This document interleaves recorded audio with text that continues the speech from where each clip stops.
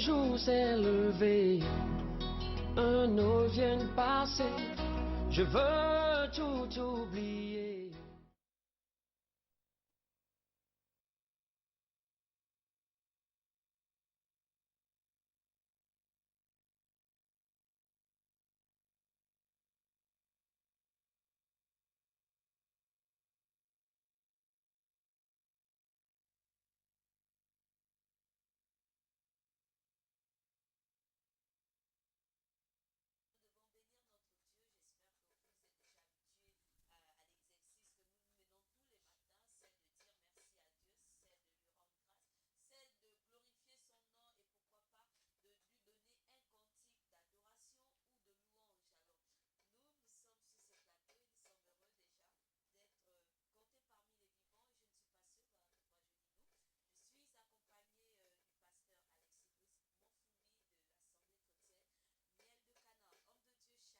Shalom, bien-aimé. Ça va bien par la grâce. Qu'il soit béni ce matin au nom de Jésus.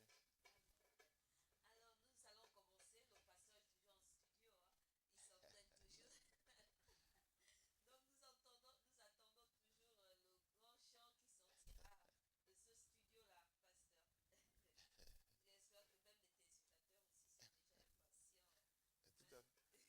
J'aurai le temps de me rattraper, ça arrive bientôt.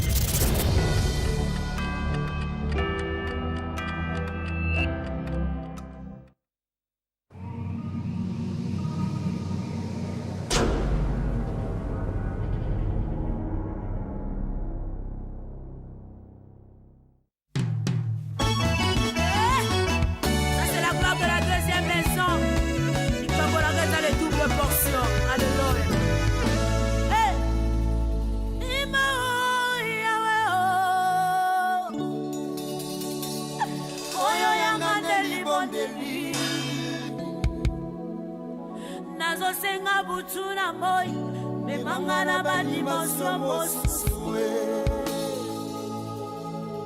o memanga na badegre mosusu nzambe o memanga na badimension mosusu Mefiboshete na lo deba akomaki eloko esangi tino komobeko epesamaki paralitika vanda te liboso Dawidi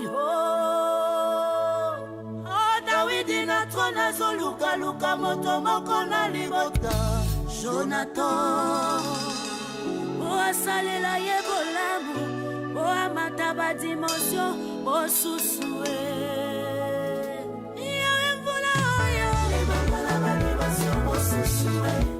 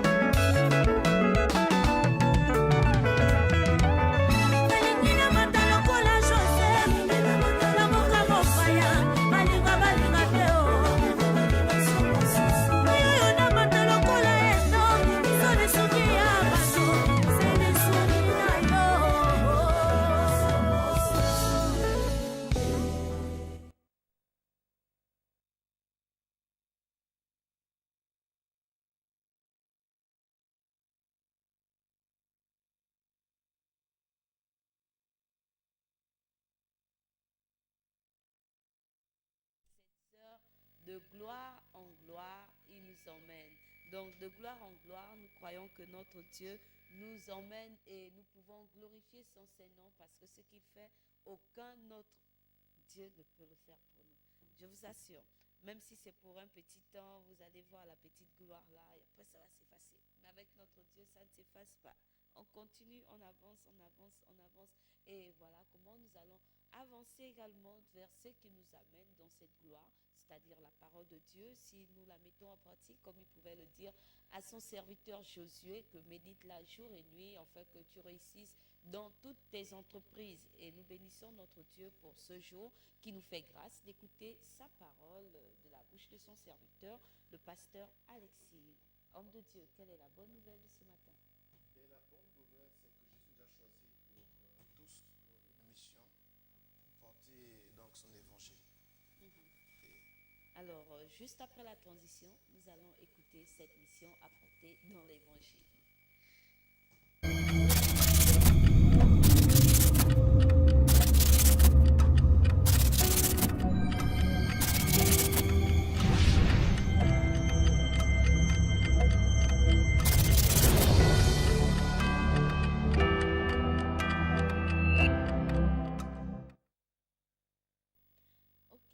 Nous donnons la parole au pasteur Alexis.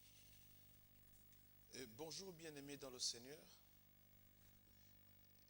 Je bénis le Seigneur pour ce matin, pour ce temps de la parole. Nous allons ce matin parcourir la parole de Dieu dans le livre de Matthieu au chapitre 5 à partir du verset 13 jusqu'au verset 16. Lisons la parole de Dieu dans le nom précieux de Jésus-Christ Nazareth. Amen. Vous êtes le sel de la terre. Mais si le sel perd sa saveur, avec quoi la lui rendra-t-on? Il ne sert plus qu'à être jeté dehors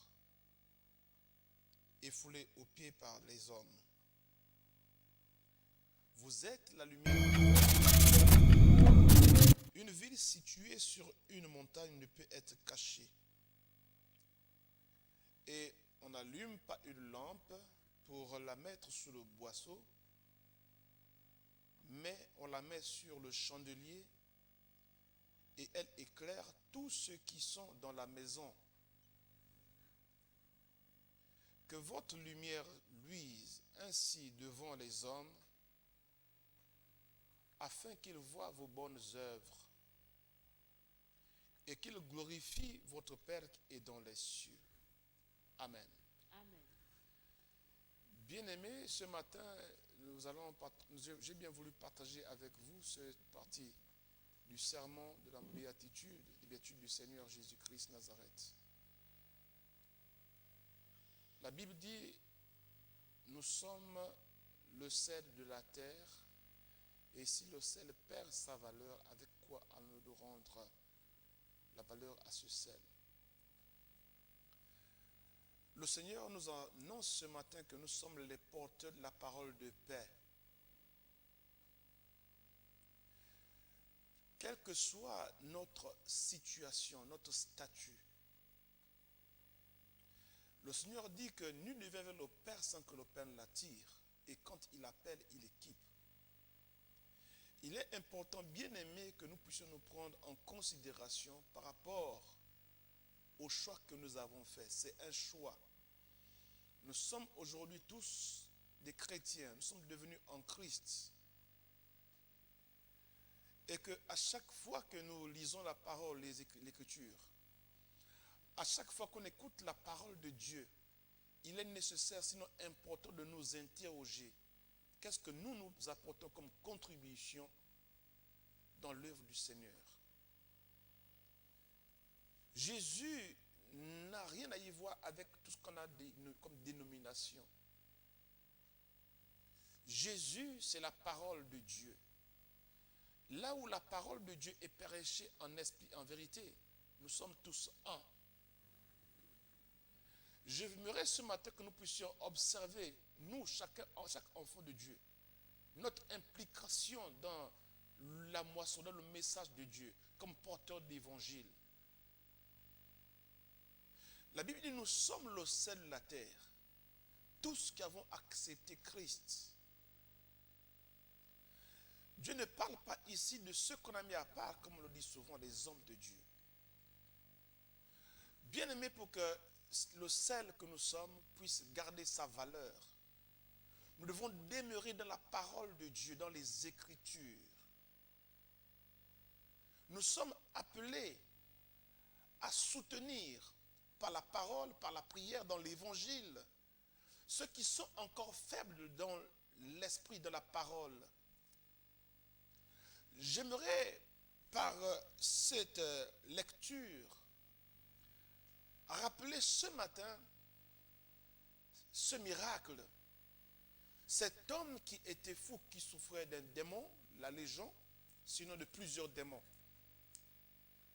Ceci pour que nous comprenions que, quel que soit ce que tu as comme douleur, comme maladie, comme insuffisance spirituelle, tu comptes pour l'Éternel, tu comptes pour Dieu.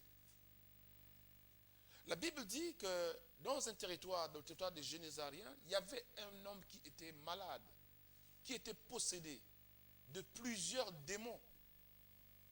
Cet homme ne pouvait plus rester à côté des personnes qui l'aimaient, parce qu'il avait perdu ses bons sens. Jésus va manifester quelque chose de particulier, de spécial avec cet homme. Et ce qu'il a fait avec cet homme, c'est ce qu'il fait chaque jour avec tous ceux qui reçoivent ces bénédictions. La Bible dit, personne ne comptait sur cet homme. Mais il a eu la grâce que le Seigneur passe à côté de là où il se trouvait. Par cette chaîne, Dieu est en train de passer là où tu te trouves. Dieu est en train de te parler. La Bible dit, quand il est arrivé vers cet homme, les esprits malins qui l'habitaient, qu'il avait investis, ont commencé à se manifester, à déclarer, de ne pas les perturber, de ne pas les envoyer dans les abîmes. Jésus va délivrer cet homme. Cet homme va être libéré de tous ces esprits qu'il avait possédés. Ce que je veux relever ce matin pour que nous comprenions bien notre rôle aujourd'hui comme enfants de Dieu. Bien entendu, c'est le livre de Luc chapitre 8, c'est un verset, le verset 39. Lorsque cet homme va avoir sa délivrance et qu'il va se retrouver dans son bon sens, comme s'il n'avait jamais été malade, Jésus dira à cet homme, retourne dans ta maison et raconte tout ce que Dieu t'a fait. Il s'en alla et publia par toute la ville tout ce que Jésus avait fait pour lui. Je veux que nous insistions sur quelque chose. La Bible dit, retourne et raconte tout ce que Jésus t'a fait. Bien aimé, cet homme va être un grand évangéliste. Regardons l'église aujourd'hui. Combien apportent l'évangile pour dire ce que Jésus leur a fait? On ne voit plus l'œuvre de Jésus, mais nous voyons l'œuvre des hommes de Dieu. Beaucoup vantent plus tout ce que font les pasteurs, leurs hommes, les hommes qui les guident. En se disant que si on dit que le pasteur est puissant, les gens iraient vers le pasteur. Bien aimé, ce qui sort de nous est plus vrai. Alors, pour que nous puissions agir comme cet homme, nous avons besoin de nous interroger si réellement nous avons reçu notre délivrance. La Bible dit, quand on devient en Christ, les anciennes choses sont passées et nous vivons en nouveauté de vie. Alors, interrogeons-nous, bien-aimés. Je veux que tu te demandes, toi qui suis la parole ce matin, est-ce que si tu apportes l'évangile autour de toi, tu auras la force? Tu te sentiras béni? Comment tu te comportes en face des autres que tu ne vois pas dans ton assemblée? Nous sommes des grands chrétiens dans nos assemblées, mais lorsque nous sommes loin de notre assemblée, nous nous comportons comme des païens. Nous savons respecter ceux qui prient dans les mêmes congrégations que nous. Nous savons donner de la valeur. Nous parlons avec amour, avec les frères que nous connaissons dans nos mêmes assemblées. Mais quand nous sommes en face d'autres que nous ne connaissons pas et qui prient ma foi le Seigneur, nos attitudes changent. Dieu n'est pas venu pour une dénomination. Dieu n'est pas venu pour une église des hommes, mais il est venu pour son église. Alors ce matin, je demande que tout enfant de Dieu essaie de regarder autour de lui. Cette lumière, c'est les paroles que tu as reçues, c'est ton témoignage.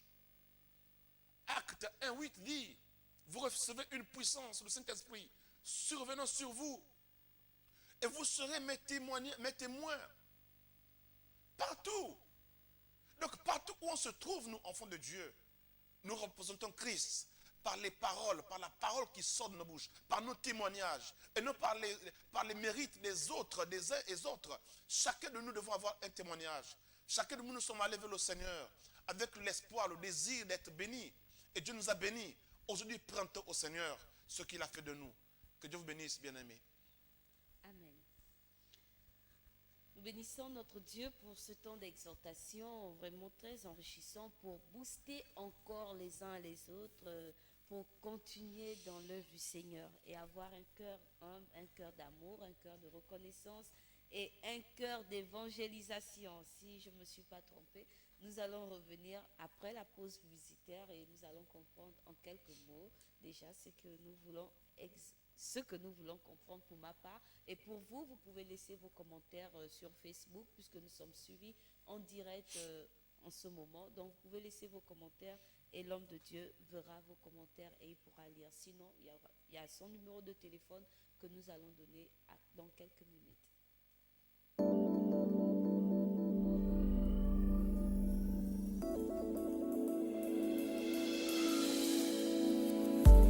FBS TV.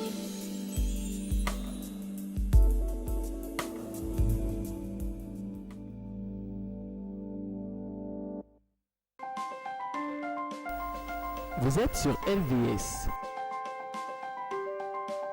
Vous êtes opérateur économique, entité religieuse ou particulier. Vous souhaitez faire promouvoir votre produit, votre société, votre environnement ou vos capacités. LVS est la télévision qu'il vous faut pour toutes vos publicités, annonces, messages et communiqués.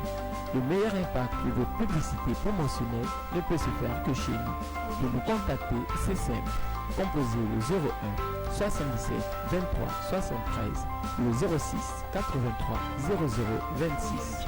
La meilleure publicité promotionnelle, c'est sur LVS. LVS, sauvons nos âmes.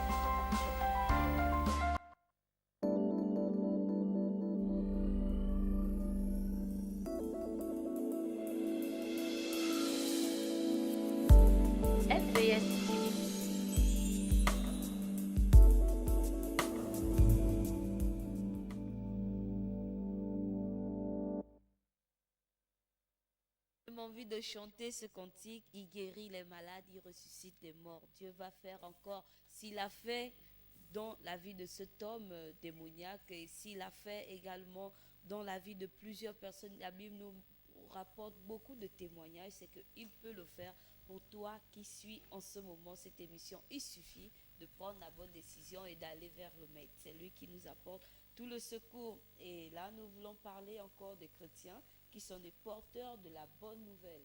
Et nous voyons aujourd'hui que beaucoup n'apportent plus la nouvelle de Christ. Christ n'est plus vu en premier plan. C'est maintenant un homme qui est vu en premier plan. C'est soit une domination. Non, mon église là-bas, c'est fort, mon église là-bas. Qu'est-ce qui peut donner ces motivations aux hommes à glorifier celui qui ne devrait pas être glorifié? C'est le manque de lecture de la parole de Dieu. Beaucoup de chrétiens se contentent à nos prédications dans l'église. Mais il reste sans ignorer que ce que les pasteurs en enseignent, on le puise dans le livre de vie. Amen. Mais voilà, Jésus, les hommes, les chrétiens aujourd'hui mettent les hommes devant Jésus.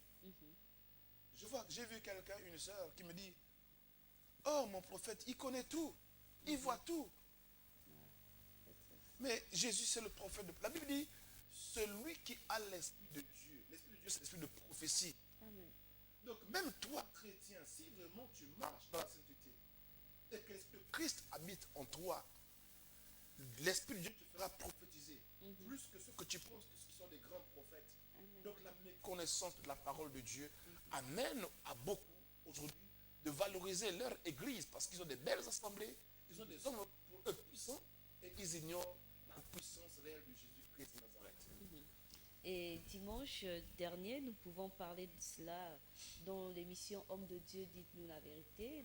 Mon peuple périt parce qu'il lui manque la connaissance. Dans Osée 4, au verset 6. Aujourd'hui, nous voyons que vraiment, il manque la connaissance au peuple de Dieu. Est-ce par défaut du peuple ou par défaut des hommes de Dieu? Je veux dire que par défaut aussi de nous les hommes de Dieu. Vous savez que d'une manière générale, hein, nous sommes des hommes de Dieu, nous avons des assemblées et nous avons besoin des gens pour nous soutenir dans l'œuvre. Donc ma foi, il arrive que nous prêchions pendant longtemps, que le peuple vienne à nous en présentant des guérisons, des miracles divers et en se disant que lorsqu'nous présentons tout ce qui peut se faire par nous, et les gens viendront. Bien aimés, c'est ça le problème que nous devons regarder, nous les hommes de Dieu, notre manière de travailler pour le Seigneur. Ne pas avoir crainte que si les gens viendront, ils viendront au temps convenable. Ne pas penser qu'aujourd'hui, parce que tu as 5 personnes, 6 personnes, que c'est terminé. Donc moi je crois en partie, c'est nous les hommes de Dieu. Nous avons le souci aujourd'hui, nous voulons considérer tous les hommes, tous les chrétiens du Gabon dans nos assemblées. L'esprit qui anime la marche de nous, hommes de Dieu, c'est que mon église soit vue comme la meilleure, la plus grande église. Je crois qu'il faudrait que nous méditons bien. Peut-être que nous sommes en train de nous égarer, nous-mêmes, hommes de Dieu, avec nos visions personnelles. Et pour une dernière question, c'est celle que vous avez pris deuxième passage dans Luc 8, et je vais m'apaiser au niveau du verset 39. Donc Luc 8 au verset 39, cet homme que Jésus avait ordonné d'aller dans sa maison et aller raconter tout ce que Dieu a fait pour lui. Aujourd'hui, nous voyons les témoignages qui se font à l'image des hommes de Dieu, les témoignages qui se font à l'image des dominations, et Jésus n'est pas glorifié. Mais vous savez pourquoi Jésus demande à cet homme d'aller dans sa maison? C'est dans sa maison qu'on connaît ses habitudes. Oui. C'est dans sa maison on voyait comment il volait les morceaux de viande de la marmite. Il faut qu'il reparte là-bas et que dans la maison nous constatons qu'il a arrêté de voler les morceaux de viande de la marmite, qu'il a arrêté de regarder ce qu'il ne faut pas regarder. Et aujourd'hui, c'est important de connaître le témoignage de tous les hommes de Dieu. Nous avons tous des témoignages dépassés. Celui qui dit moi je n'ai jamais péché depuis ma naissance dans le Seigneur, lui là, un jour tôt ou tard, il va se retrouver dans des mauvaises choses. Donc c'est important de changer. Quand on constate notre transformation, quand on nous regarde, on sent que Jésus, quelque chose s'est passé dans la vie de cette femme ou cet homme. C'est cela la vision de Dieu. Donc le témoignage n'est pas seulement de raconter, de publier ce que Dieu a fait, c'est aussi au niveau de la transformation alors. Vous savez que nous ne pouvons parler, dire Jésus m'a fait ci, m'a fait cela. L'expression du visage compte. Amen. La Bible dit que Moïse rentrait au temple de l'assignation et il sortait, son visage rayonnait. Donc quand on a Christ en nous, on rayonne. Amen. Et quand on regarde, on sent qu'on n'est plus pareil. Il y a quelque chose de supérieur qui est en nous. Notre langage change. Oui. Notre manière de parler, notre manière d'aller vers des personnes. Donc c'est toutes ces transformations qui s'opèrent lorsqu'on a donné notre vie au Seigneur. Et c'est visible, c'est palpable. La foi sans les œuvres et la foi avec les œuvres. Donc l'œuvre de la foi, c'est notre transformation, non seulement physique, et le verbe de la manière dont nous nous exprimons. Amen. Nous sommes bénis. Merci encore, homme de Dieu, pour ce temps accordé à tous nos téléspectateurs. Et j'espère que vous également, vous avez reçu votre part ce matin, comme Marc pouvait le faire avec sa sœur. Donc, pour cela, nous allons juste prendre quelques informations de l'Assemblée chrétienne de Canor, c'est-à-dire le programme de la semaine, et puis où est située l'Assemblée et les numéros de téléphone. Merci. Rapidement, le programme de la semaine. Nous nous réunissons donc à l'église de tous les lundis l'après-midi à partir de 17h, 16h30, 17h. Ceux qui veulent être reçus pour être conseillés, pour être consultés, vous appelez au numéro que je vais indiquer et nous allons vous recevoir. Nous recevons donc les lundis, le pasteur des hommes de Dieu. Tous les mardis à partir de 17h jusqu'à 19h30. Nous avons un temps d'intercession à l'église. Et les mercredis de 18h à 20h, nous avons un culte d'enseignement biblique. On enseigne la parole. Tous les jeudis, on a les femmes qui se retrouvent à partir de 18h30 jusqu'à 19h30. Les vendredis, nous avons un culte donc d'intercession et qu'on appelle intercession et de guérison, où nous prions fortement pour les différents cas, les gens qui sont malades, qui ont des problèmes divers. Donc le culte d'intercession commence à partir de 18h jusqu'à 20h, tous les vendredis. Les jeudis, c'est une journée pour nous d'évangélisation, et aussi nous avons les enfants, la chorale qui s'entraînent, qui se préparent pour le dimanche. Tous les dimanches, à partir de 9h jusqu'à 12h, nous avons un culte d'action de grâce en l'honneur du Seigneur. Et donc l'église est située au niveau d'Akébé. Akébé, donc quand vous rentrez au grand hangar, au marché du hangar, entre Carrefour Hassan et le feu rouge d'Akébé, l'entrée au hangar, au fond, juste au Manguier, il y a une église. L'église qui est là, l'Assemblée chrétienne de Canaan. Le contact par lequel vous pouvez me joindre, c'est le 06 45 42 43. Voilà un peu ce que je peux dire rapidement pour contact. Ok, nous bénissons notre Dieu. Merci, homme de Dieu, d'être passé sur ce plateau. Que Dieu vous bénisse et bonne journée chez vous. Amen. Dieu bénisse. Amen. Amen. Alors, nous poursuivons l'émission cette fois-ci. Nous allons du côté des astuces. Et les astuces, ce matin, nous allons repartir encore pour prendre, parce que beaucoup également voudraient savoir comment faire pour que la prière soit efficace. Tout le temps, nous prions et dans Jacques, on nous dit, c'est parce que vous demandez mal que vous ne recevez pas. Alors, nous avons pensé à trouver des astuces, comment adresser nos prières à Dieu et pour que nous puissions trouver sa grâce et qu'il puisse nous exaucer. Alors, nous allons donner les 7 principes pour la prière, pour qu'elle soit efficace. Juste après la transition, nous allons nous retrouver.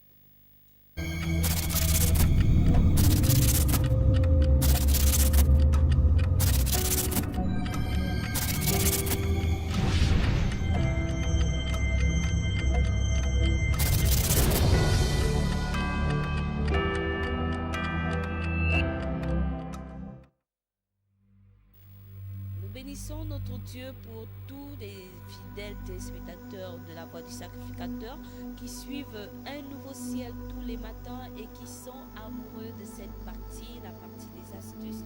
Et les astuces, ce matin, nous allons découvrir les 7 principes pour la prière efficace. Alors, ce n'est pas un hasard que Dieu nous écoute. Dans la nature, tout se passe d'après les lois établies. Dans le domaine spirituel aussi, Dieu agit selon des lois. Combien de fois, quand nos prières ne sont pas exaucées, sommes-nous découragés et croyons-nous que la prière est inutile?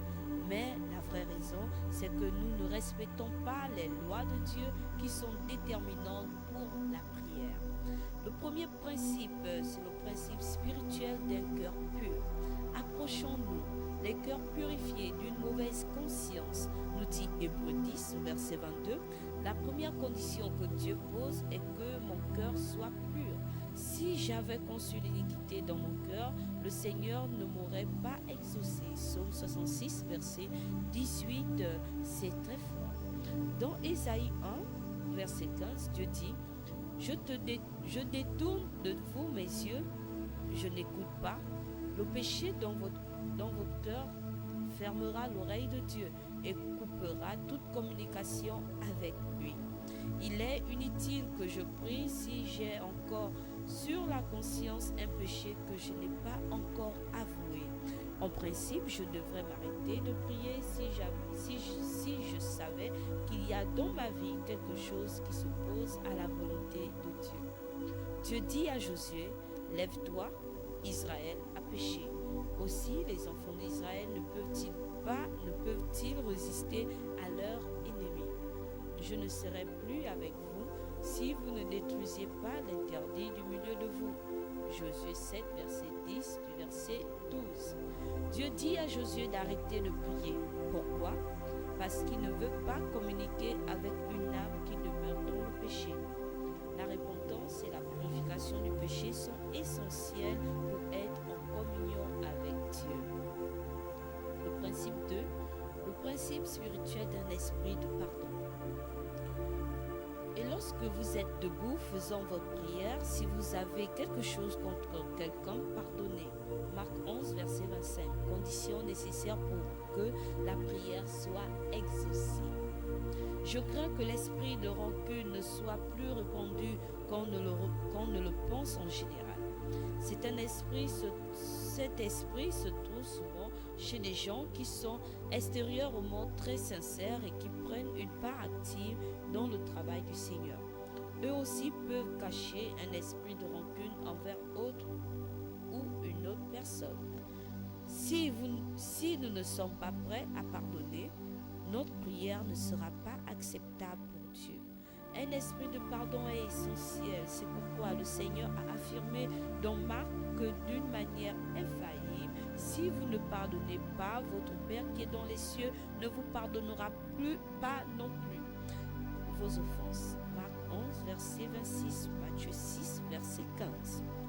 Je ne vais pas tenter d'expliquer cette parole mystérieuse du Seigneur, mais à sa lumière, je sonde mon propre cœur, je veille et je prie vraiment de n'être jamais coupable de cet abominable péché et de ne jamais tomber sous cet effet effroyable jugement. Le principe 3, c'est le principe spirituel du bon motif. Vous demandez et vous ne recevez pas, parce que vous demandez mal, dans le but de satisfaire vos passions. Nous dit Jacques 4, verset 3. Je ne peux aller vers Dieu et lui demander des choses qui ne sont tout à fait correctes. Par exemple, je peux lui demander d'utiliser l'évangile pour le salut des âmes, de faire prospérer le travail, l'évangélisation, etc. Mais si ma motivation est ma satisfaction personnelle, en gain matériel ou en l'approbation des autres, ma prière ne sera pas exaucée. Si je prie Dieu de m'accorder le succès dans son service, suis-je aussi capable de lui demander avec autant de sincérité de donner à un autre frère un succès égal ou même plus grand que je ne lui demande pour moi-même?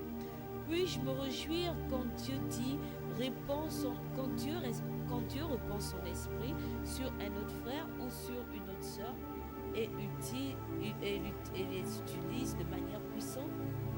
Puis-je m'en réjouir autant que si Dieu m'avait utilisé moi-même? Si je ne peux pas le faire, alors ma motivation est mauvaise.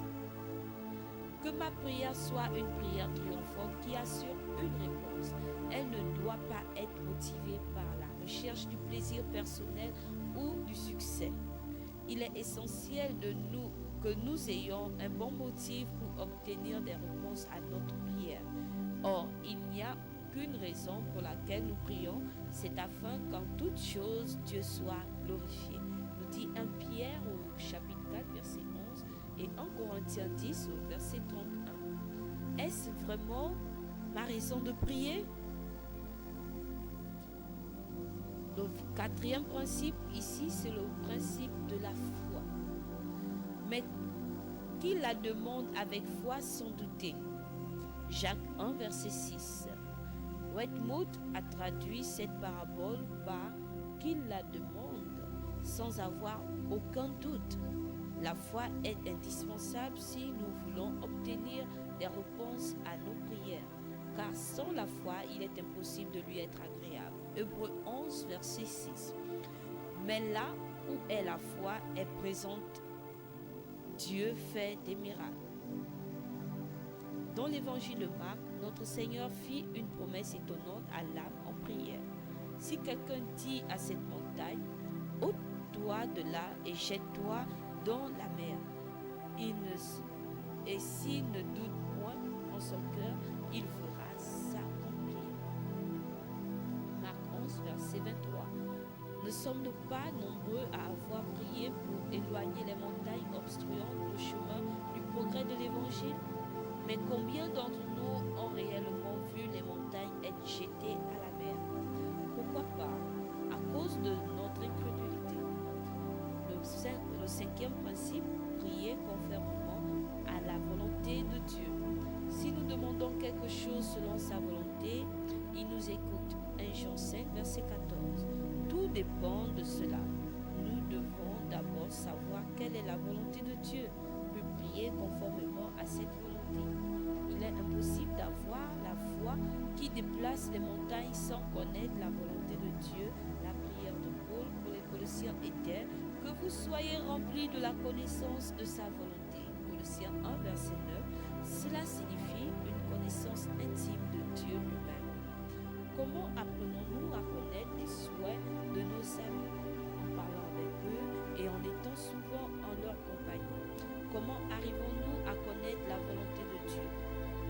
Par des prières de 5 minutes? Non. Mais c'est en attendant devant Dieu, en entendant encore et encore.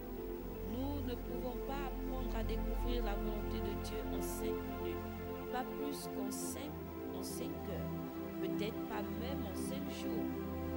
Il s'agit d'attendre tous les jours devant Dieu et aussi d'apprendre à connaître sa volonté pour chaque jour. 6e principe, prier au nom de Jésus. Quel que soit votre arrière-plan culturel, religieux ou familial, Jésus dit à vous qui croyez en son nom, si vous demandez quelque chose en mon nom, je le ferai. Jean 14, 14. Quelle promesse! Mais que veut dire demander au nom de Jésus? C'est plus profond que l'on ne pense. Il ne s'agit pas d'énoncer une formule, car cela n'apporterait pas la solution. Nous pouvons prononcer une formule sur nos lèvres, mais sans qu'elle n'ait aucun sens. Nous allons nous arrêter cette fois-ci par cette sixième principe qui nous rappelle de prier au nom de Jésus. Et dans les prochains jours, nous allons lire intégralement, sinon le septième principe de la prière pour une prière efficace. Merci d'avoir pris autant de temps pour écouter des astuces pour que notre prière soit efficace devant notre Dieu. Nous passons directement dans le cas des annonces. Et les annonces ce matin, nous allons reprendre encore le numéro de contact de l'Assemblée chrétienne Miel de Canaan. Et juste après, nous allons avoir les annonces de LVST.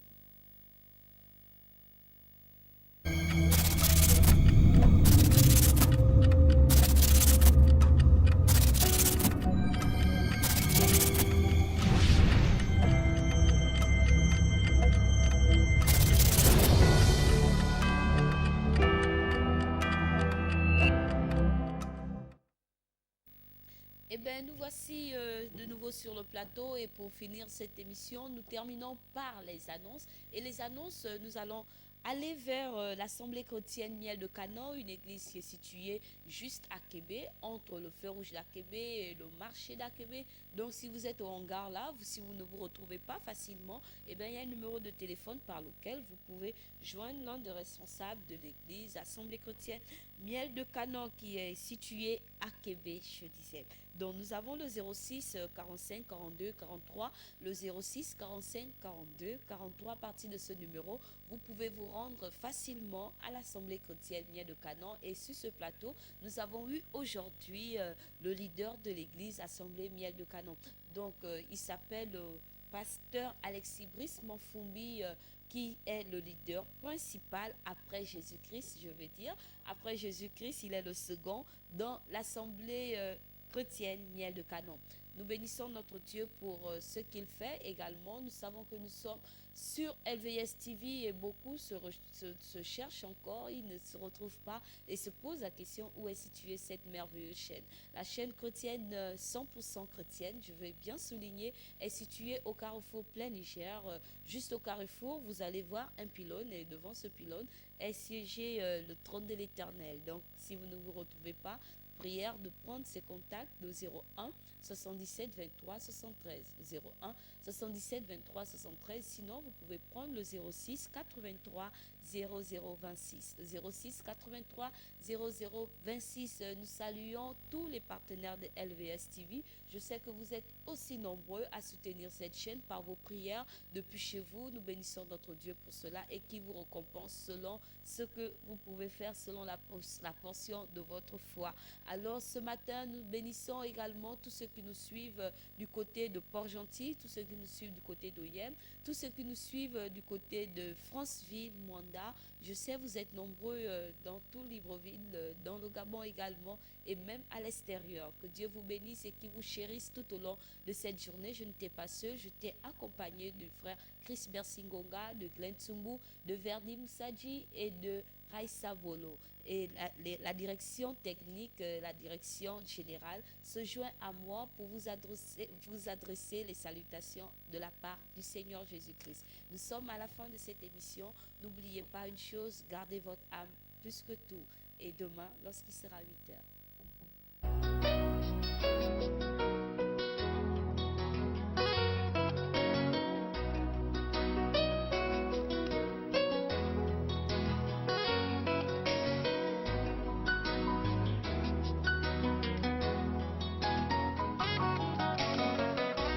Un jour s'est levé